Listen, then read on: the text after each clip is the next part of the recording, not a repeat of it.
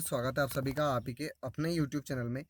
आज मैं आपको ऑप्शन बाइंग में स्पेशली अगर आप लोग ट्रेडिंग करते हैं स्टॉक्स ऑप्शन में, तो कैसे स्ट्राइक प्राइस चूज़ करें एंड क्या उनमें टारगेट होना चाहिए, क्या एसएल होना चाहिए एंड क्या क्या सावधानियां रखना चाहिए, उसके बारे में बात करूंगा। तो इसके लिए मैं जो चूज़ करने वाला हूं वो चूज़ करने वाला हूं एयू बैंक का 680 का सी ऑप्शन, और वो अभी इसी मंथ का है, राइट। तो ये अभी 10 रुपये पे क्लोज हुआ। पहले बात करते हैं हम एयू बैंक के बारे में, क्योंकि जब भी आप किसी स्टॉक्स को लेते हैं उसकी स्ट्राइक प्राइस को लेते हैं, राइट, तो आपको 2 से 3 4 चीज़ें ध्यान रखना चाहिए। लेकिन उसके पहले एक चीज़ मैं बता दूं, अभी मैंने येलो डायमंड के ऊपर एक पूरा डिटेल वीडियो बनाया है जिसमें इसका क्या टारगेट हो सकता है, क्या होना चाहिए, वो सारी चीज़ें दी है। दूसरा एक मैंने एक वीडियो और अपलोड किया जो कि पुराना है लेकिन अभी वो पब्लिश हुआ है। यह है बॉलिंजर बैंड के ऊपर। इसे आप जाइएगा और ट्रस्ट मी, ये दोनों और ये 3 वीडियो आपको बहुत कुछ सीखने को देंगे, सिखाएंगे, अगर आप मार्केट में नए हैं या पुराने हैं, राइट।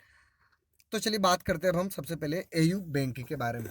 देखिए, जब भी हम किसी बैंकिंग स्टॉक्स को लेते हैं या किसी भी स्टॉक्स में ट्रेड करने का सोच रहे हैं, तो सबसे पहले तो हम उस स्टॉक को देखते हैं, देन मदर मार्केट को देखते हैं, और जब ये दोनों चीज़ें हो जाती है फिर उसके बाद हम एक जो उस स्टॉक की जो स्ट्राइक प्राइस होती है उसे चूज करते हैं, राइट। तो अब हम बात करें यहाँ पे एयू बैंक की। एयू बैंक की अगर हम बात करें तो यहाँ पे ये 200 डीएमए से उठ रहा है। यहाँ पे ये जो स्टार स्टार दिख रहे हैं ना, ये एक हार्ड सपोर्ट जोन है। 200 डीएमए 605 का इसका स्पेशल प्राइस है, यानी सपोर्ट प्राइस है बहुत ज़्यादा। ये कई दिनों से एक रेंज में काम कर रहा है, तो ये तो बहुत बड़ी बात हो गई वीकली में, क्योंकि अभी हम बात कर रहे हैं ऑप्शन के लिए, राइट। तो चलिए ऑप्शन में बात करते हैं। तो अब हम इसको छोटा टाइम फ्रेम कर लेते हैं। वीकली में देख लिया कि वीकली में पॉजिटिव है, ऊपर की तरफ 670-80 पे जाके बार बार रुक रहा है, लेकिन नीचे की तरफ जो है इसमें सपोर्ट है। अब हम डेली टाइम फ्रेम की बात करें तो यहाँ पे अगर किसी ने अभी, क्योंकि जून एंड है, छोटे सस्ते मिल जाते हैं, तो उसी के ऊपर हम बात करेंगे। तो यहाँ पे आपको एक चीज़ समझ में आना चाहिए, एक रेंज में काम कर रहा है, ऊपर 680 का और नीचे 660 का सपोर्ट।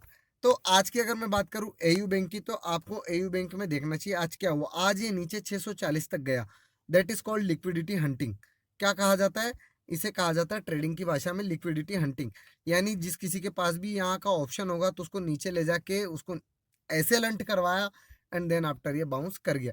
अब ऐसे टाइम पे ट्रेड कैसे करें, उसके लिए और छोटा टाइम फ्रेम यूज करेंगे हम, हॉर्ली टाइम फ्रेम। तो चलिए शुरू करते हैं। देखिए, कल की अगर मैं बात करूं तो कल ये स्टॉक्स जो है नीचे गया, राइट, एंड देन इसने, आज की बात करें, कल ये स्टॉक्स नीचे गया एंड वापस रिकवरी कर गया, राइट।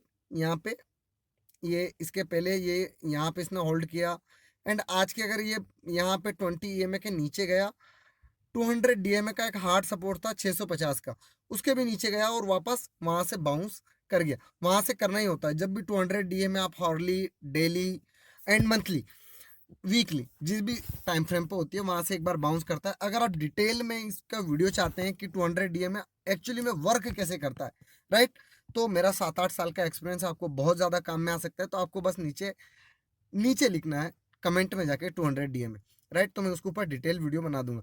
तो देखिए, यहाँ पे आज ये स्टॉक ओपन हुआ एंड उसने लिक्विडिटी हंटिंग करी और ये वापस ऊपर आ गया।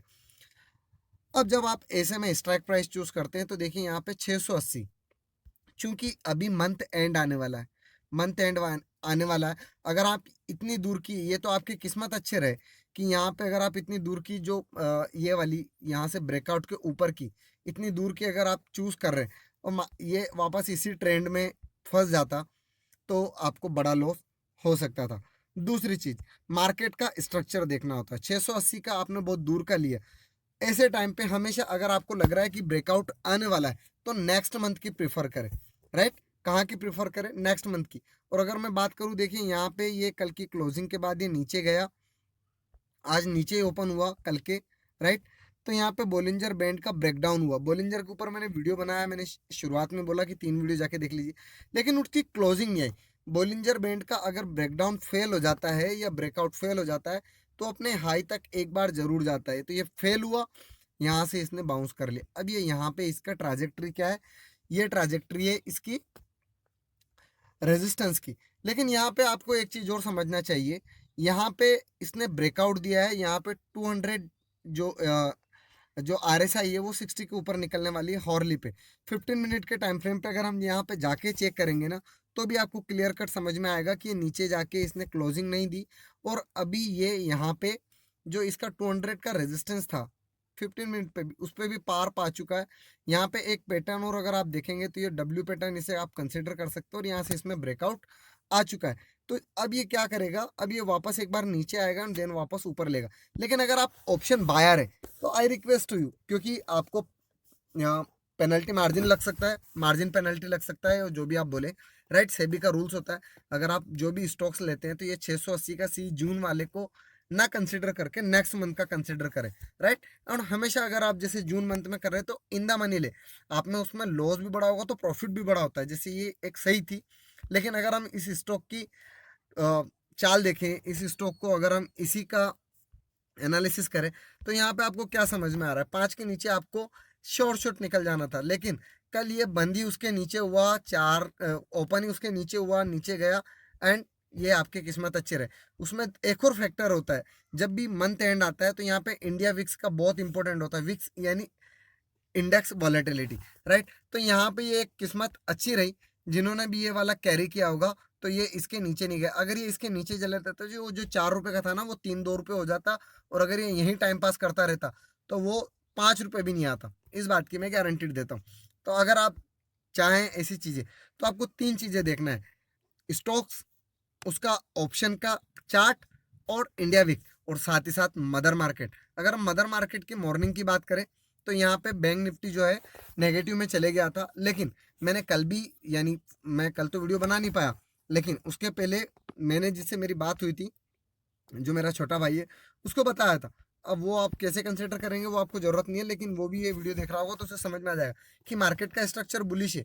अगर ये इसके नीचे जाता है, राइट, ये यहाँ पे इसमें ब्रेकआउट हुआ, अगर ये इसके नीचे आ जाता है तो इसमें नेगेटिव रहेगा। लेकिन कल 21 जून था, 21 जून के दिन क्या होता है, सॉलिस्टिक्स होता है, उसके बाद भी मार्केट ने बहुत ज़्यादा गिरावट नहीं दिखाई, यानी मार्केट का स्ट्रक्चर अभी भी पॉजिटिव है। लेकिन यहाँ पे एक चीज़ और, यहाँ पे अगर हम देखें तो बिटकॉइन BTC में अगर हम देखें तो डबल टॉप बन रहा है, और मार्केट आने वाले दिनों में जब भी गिरेगा एक अच्छी गिरावट दे सकता है। अभी तो मार्केट पॉजिटिव है एंड टाइम पास कर रहा है। तो आई होप ये इतनी चीज़ें आपको समझ में आएगी कि अगर हम कोई सी भी चीज़ में ऑप्शन में ट्रेडिंग करते हैं, तो ऑप्शन में ट्रेडिंग के पहले आपको जो भी स्टॉक्स है, जिस भी स्टॉक्स को आप उठा रहे हैं, उस स्टॉक का क्या देखना है आपको, उस स्टॉक का देखना है चार्ट, उस स्टॉक का देखना है स्ट्राइक प्राइस का चार्ट, इंडिया विक्स, एंड साथ ही साथ मदर मार्केट। अगर मदर मार्केट डाउन होती तो ये इतना जो 2% के आसपास गया है, ये जो 10 रुपये दिख रहा है, ये आपको नहीं दिखते। और अगर विक्स डाउन हो जाता और ये 2% भी ऊपर होता तो भी ये 10 रुपये नहीं होता, राइट। तो बहुत सारे फैक्टर मार्केट में काम करते हैं, छोटी छोटी चीज़ें वो सीखने की होती है। और अगर आप लर्निंग में फोकस करते हैं, तो ये देखिए मेरा एक 98% एक्यूरेसी वाला मेरा जो है इंडिकेटर है। इस इंडिकेटर में क्या है, इस इंडिकेटर में मैं आपको स्टॉक्स देता हूं जो ऑटोमेटिकली, मेरी 7 से 8 साल की मेहनत है, वो आपको ऑटोमेटिकली मिल जाते हैं यहाँ पे। तो यहाँ पे टाइटन, बजाज और MRF मिल रहा है। तो हम टाइटन की बात कर लेते हैं। टाइटन में आने वाले दिनों में एक अच्छी बड़ी पॉजिटिविटी आने वाली है, और ये कब आएगा, क्या कैसे आएगा, उसके लिए हम थोड़ा सा अगर चेक करें, तो ये अपने 200 DMA के पास ही कर रहा है डेली टाइम फ्रेम पे।